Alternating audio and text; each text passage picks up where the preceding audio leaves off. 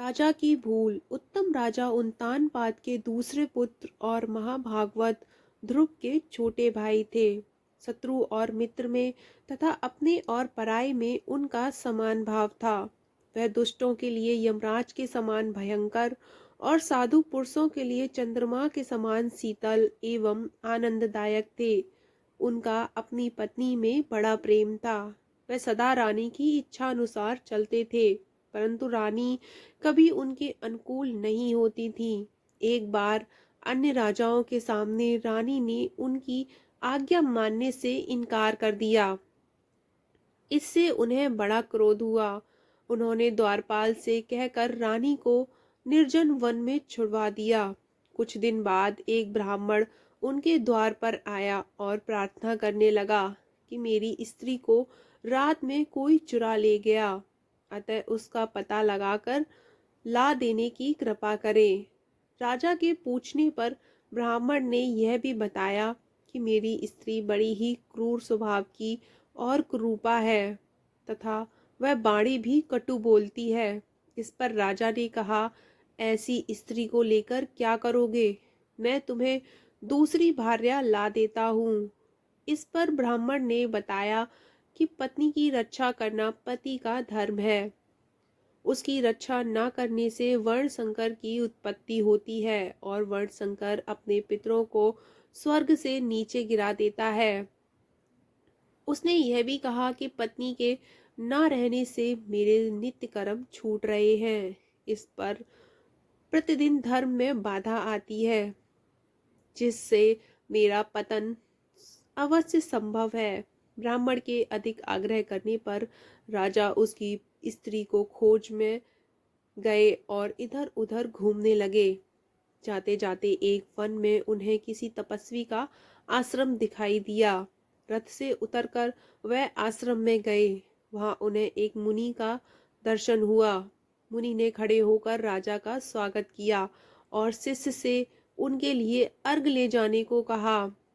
शिष्य ने धीरे से पूछा, महाराज, क्या उन्हें अर्घ देना उचित होगा? आप विचार कर जैसी आज्ञा देंगे वैसा ही किया जाएगा।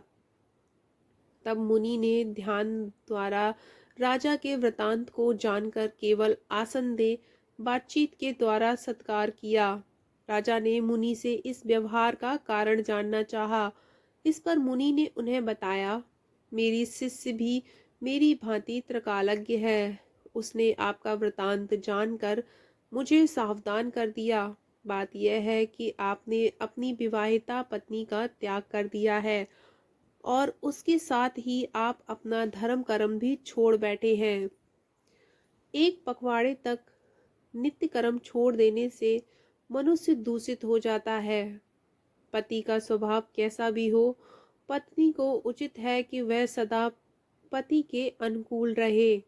इसी प्रकार पति का भी कर्तव्य है कि वह दुष्ट स्वभाव की पत्नी का भी पालन पोषण करे।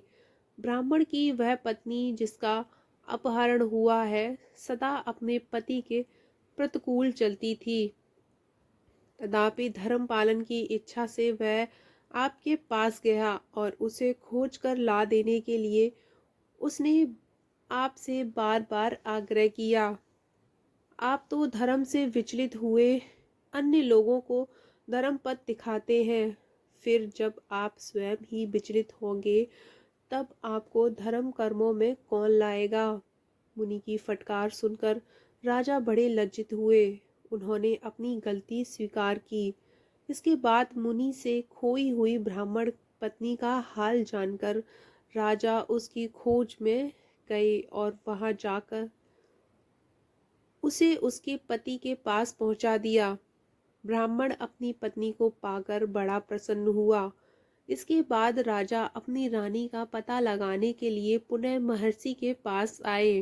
महर्षि ने अवसर देखकर उन्हें फिर कहा, राजन, मनुष्य के लिए पत्नी धर्म, अर्थ एवं काम की सिद्धि का कारण है।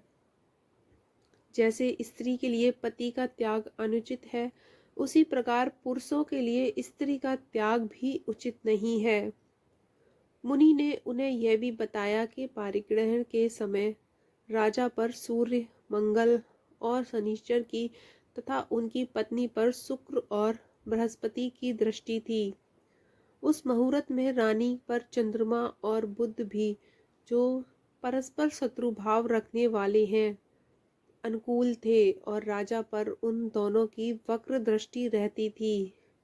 इस पर राजा ने रानी की अनुकूलता प्राप्त करने के लिए मित्रविंदा नामक यज्ञ का अनुष्ठान करवाया।